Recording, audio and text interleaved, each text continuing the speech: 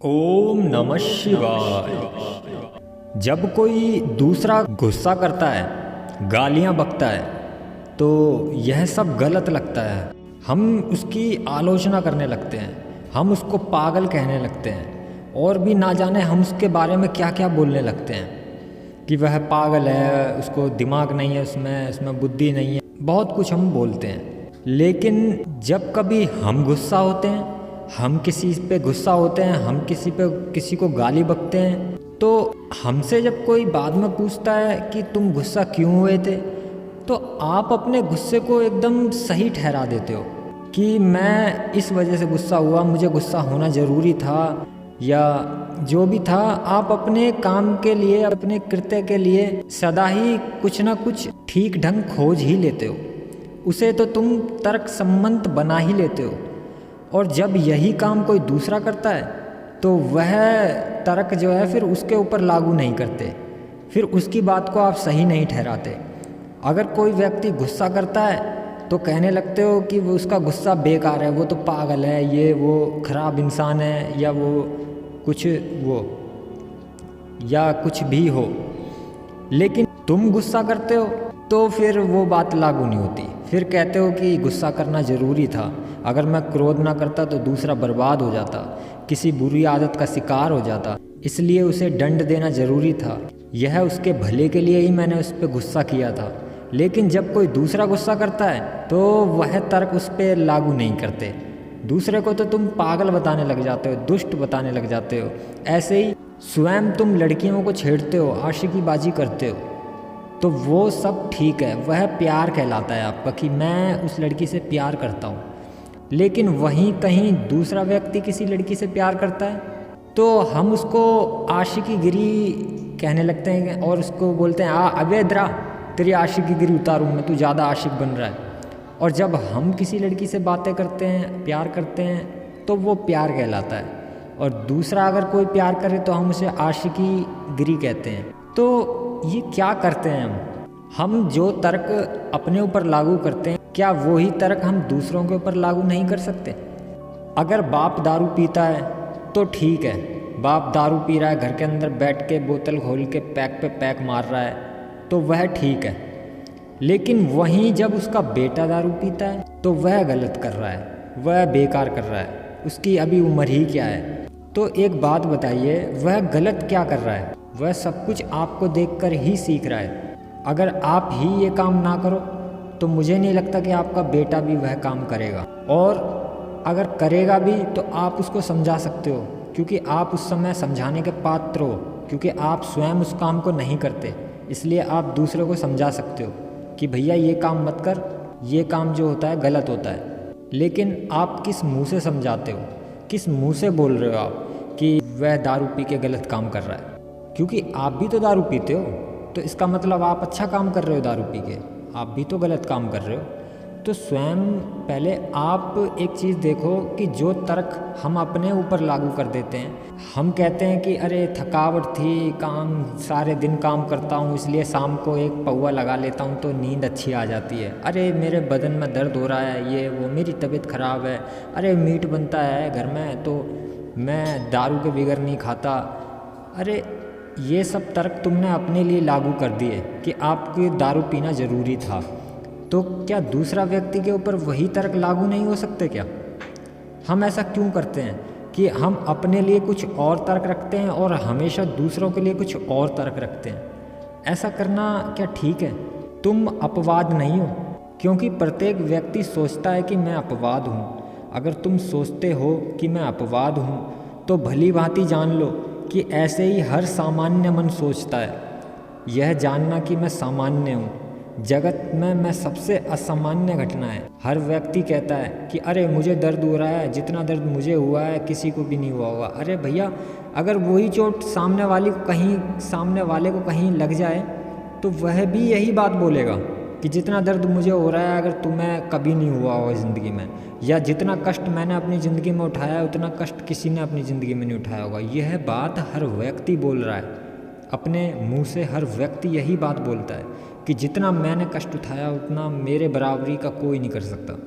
मानते हैं आपने ज़्यादा कष्ट उठाया होगा अपनी ज़िंदगी में, लेकिन दूसरे व्यक्ति को भी कम मत आंको, क्या पता वह भी आपकी बराबरी का ही हो। क्योंकि हर व्यक्ति को आप देखते हो तो पहले तो ये देखो कि जो तर्क हम अपने ऊपर लगाते हैं वही तर्क हम दूसरों के ऊपर भी लगाएं, तभी हम ठीक कह सकते हैं। एक गुरु थे जिनका नाम था सुजुकी। उनसे किसी ने पूछा कि आपके गुरु में सबसे असामान्य क्या था, तो सुजुकी जो थे वह स्वयं ही एक गुरु थे। सुजुकी ने कहा कि उनके संबंध में एक चीज़ कभी ना भूलूंगा, मैंने कभी ऐसा व्यक्ति नहीं देखा जो अपने को इतना सामान्य समझता है कि वह बिल्कुल सामान्य थे, और वही उनकी सबसे बड़ी असामान्यता थी। अन्यथा साधारण व्यक्ति भी सोचता है कि मैं असामान्य हूँ, अपवाद हूँ, लेकिन कोई व्यक्ति असामान्य नहीं है। और तुम अगर यह जान लो कि तुम असामान्य हो जाते हो तो हर आदमी दूसरे आदमी जैसा हो जाएगा।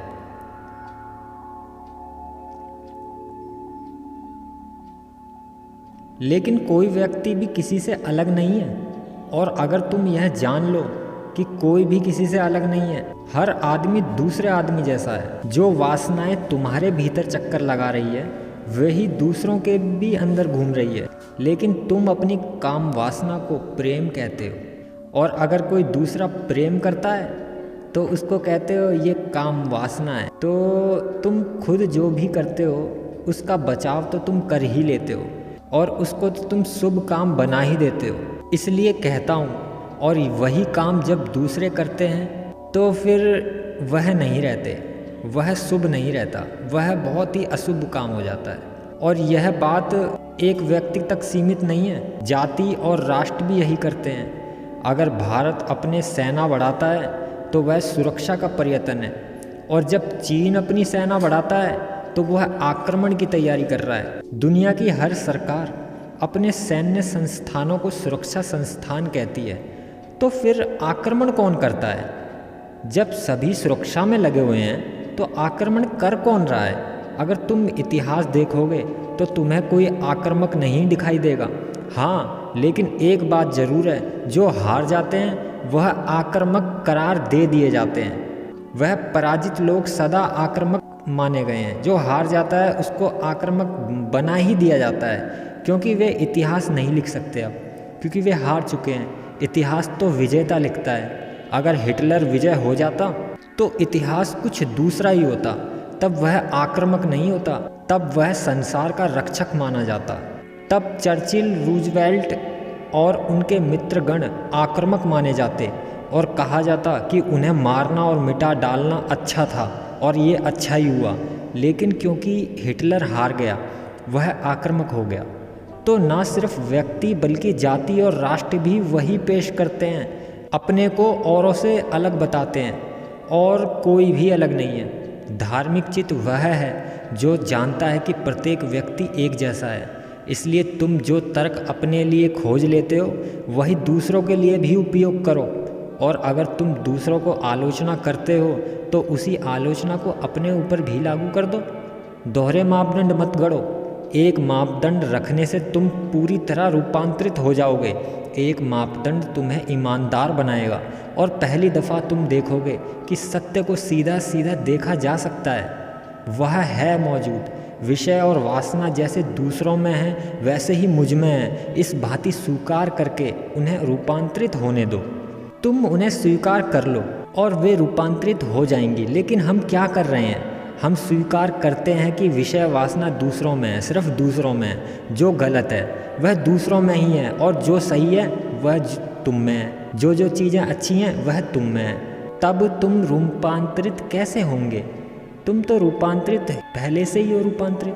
तुम सोचते हो कि मैं तो अच्छा ही हूँ, दूसरे लोग बुरे हैं। सिर्फ रूपांतरण की ज़रूरत संसार को है, तुम्हें नहीं है ज़रूरत। इसी दृष्टिकोण के कारण नेता क्रांतियाँ पैदा होते हैं। वे घर में मुंडेरों पर चढ़कर चिल्लाते हैं कि दुनिया को बदलना है, कि इनकलाब लाना है। हम क्रांति पर क्रांति किए जाते हैं और कुछ भी नहीं बदलता। मनुष्य वहीं का वहीं है। दुनिया पुराने दुखों से ही ग्रस्त रहती है। चेहरे और नाम बदल जाते हैं पर दुख तो वही का वही बना रहता है। दुनिया को बदलने की बात नहीं है, तुम गलत हो। प्रश्न है कि तुम कैसे बदलो।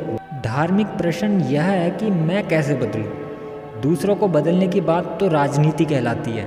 राजनीति सोचता है कि मैं तो बिल्कुल ठीक हूँ, कि मैं तो आदर्श हूँ, जैसा कि सारी दुनिया को होना चाहिए। वह अपने को आदर्श मानता है, वह आदर्श पुरुष है और उसका काम दुनिया को बदलना है। धार्मिक व्यक्ति जो कुछ भी दूसरों से देखता है उसे अपने भीतर भी देखता है। अगर हिंसा है तो वह सोचता है कि यह हिंसा मुझ में है या नहीं। अगर उसे कहीं लोभ दिखाई देता है तो उसका पहला ख्याल यह होता है कि यह लोभ मुझ में है या नहीं। और जितना ही खोजता है वह पाता है कि मैं ही सब बुराई का स्रोत हूँ, मुझ में से ही सारी बुराइयाँ निकलती हैं। तब फिर प्रश्न उठता ही नहीं है कि संसार को कैसे बदलें। तब फिर प्रश्न यह है कि अपने को कैसे बदला जाए। और बदलाहट उसी क्षण लगती है जब तुम एक मापदंड अपनाते हो। उसे अपनाते ही तुम बदलने लगते हो। दूसरों की निंदा मत करो। यह नहीं कह रहा हूँ कि अपनी निंदा करो, नहीं, बस दूसरों की निंदा मत करो। और अगर तुम दूसरों की निंदा करते हो तो तुम्हें उनके प्रति गहन करुणा का भाव होगा, क्योंकि सबकी समस्याएं एक जैसी ही हैं। अगर कोई पाप करता है, समाज की नज़र में जो पाप है, तो तुम उसकी एकदम से निंदा करने लगते हो, बुरा बताने लगते हो। तुम यह नहीं सोचते कि तुम्हारे भीतर भी उस पाप के थोड़े से बीज पड़े हैं।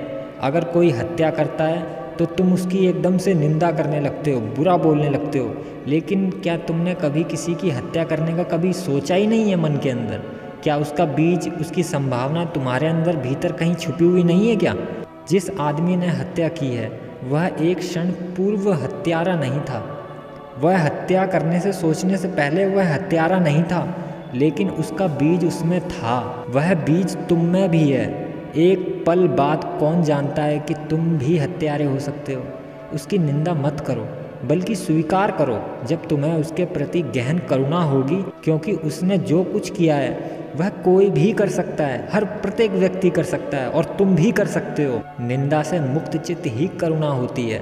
निंदा रहित चित्त में गहन स्वीकार होता है। वह जानता है कि मनुष्यता ऐसी है कि मैं भी ऐसा ही हूँ। तब सारा जगत तुम्हारा प्रतिबिंब हो जाएगा। वह तुम्हारे लिए एक दर्पण का काम करेगा। तब प्रत्येक चेहरा तुम्हारे लिए आईना होगा। तुम प्रत्येक चेहरे में अपने आप को ही देख सकते हो। विषय और वासना जैसे दूसरों में है वैसे ही मुझ में है। इस भांति स्वीकार करके उन्हें रूपांतरित होने दो। स्वीकार ही रूपांतरण बन जाता है। यह समझना मुश्किल है, क्योंकि हम हमेशा इनकार करते हैं और उसके बावजूद हम बिल्कुल नहीं बदल पाते। तुमने लालच किया, लेकिन तुम उसे अस्वीकार कर लेते हो। कोई भी अपने को लोभी मानने को राजी नहीं होता कि मैं लालची हूँ। तुम कामुक हो, तुम्हारे अंदर काम वासना छुपी है, लेकिन तुम उसे अस्वीकार कर लेते हो। कोई भी अपने आप को कामुक व्यक्ति मानने के लिए राजी होता ही नहीं है। तुम गुस्सा करते हो, लेकिन तुम उससे भी इनकार कर देते हो। तुम एक मुखौटा ओढ़ लेते हो और उसे भी उचित बताने की चेष्टा करते हो। तुम कभी नहीं सोचते कि मैं क्रोधी हूँ, लेकिन अस्वीकार से कोई भी रूपांतरण नहीं होता। उससे चीज़ें दमित हो जाती हैं, दब जाती हैं। लेकिन जो चीज़ दमित होती है, दबती है, वह और भी विशाल और भी शक्तिशाली हो जाती है। वह तुम्हारी जड़ों तक पहुँच जाती है, तुम्हारे अचेतन की गहराइयों तक उतर जाती है, वहाँ से काम करने लगती है। और अचेतन के उस अंधेरे में वह वृत्ति और भी शक्तिशाली हो जाती है। और अब तुम उसे और भी नहीं स्वीकार कर सकते, क्योंकि तुम्हें उसका बोध भी नहीं है, अब ज्ञान भी नहीं है। स्वीकृति सबको ऊपर ले आती है, दमन करने की ज़रूरत नहीं है।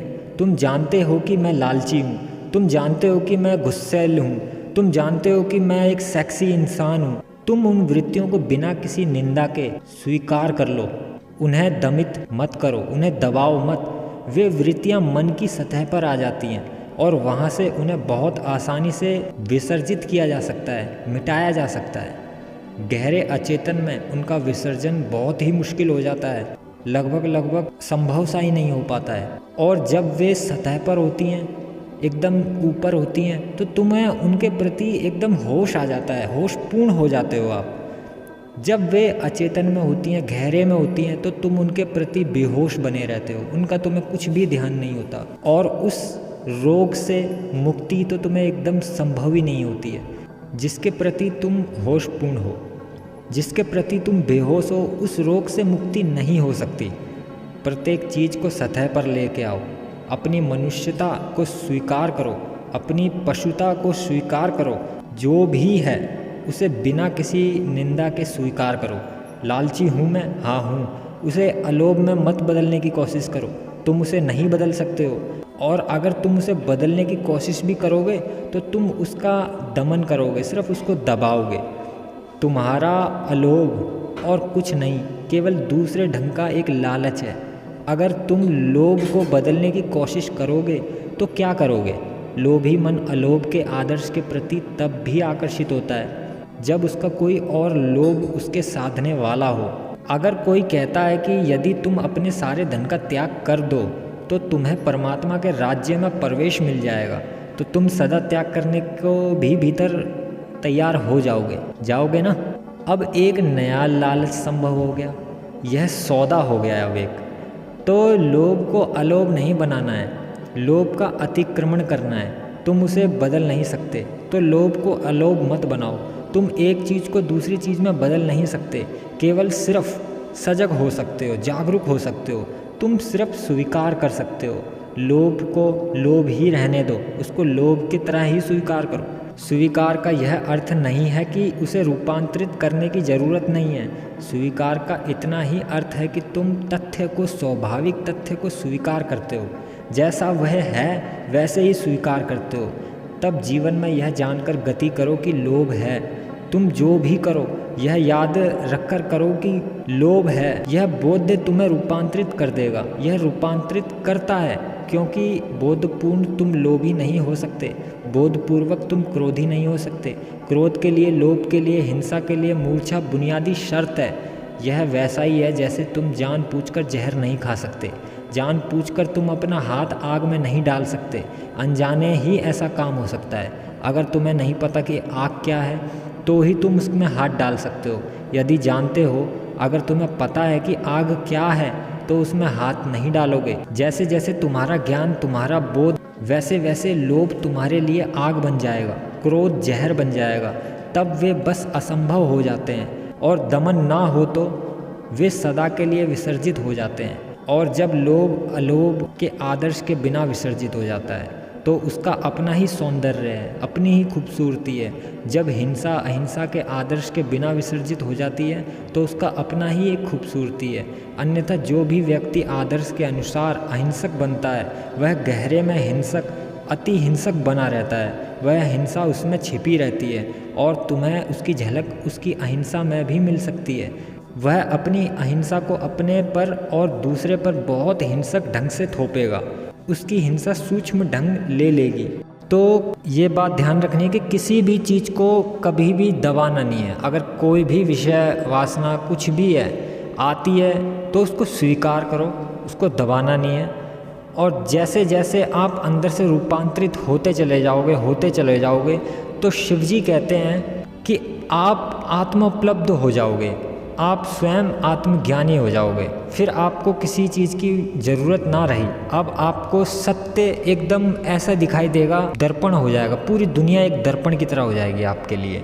तो शिवजी की विधि यही है, विषय और वासना जैसे दूसरों में है वैसे ही मुझ में है, इस भांति स्वीकार करके उन्हें रूपांतरित होने दो। ओम नमः शिवाय।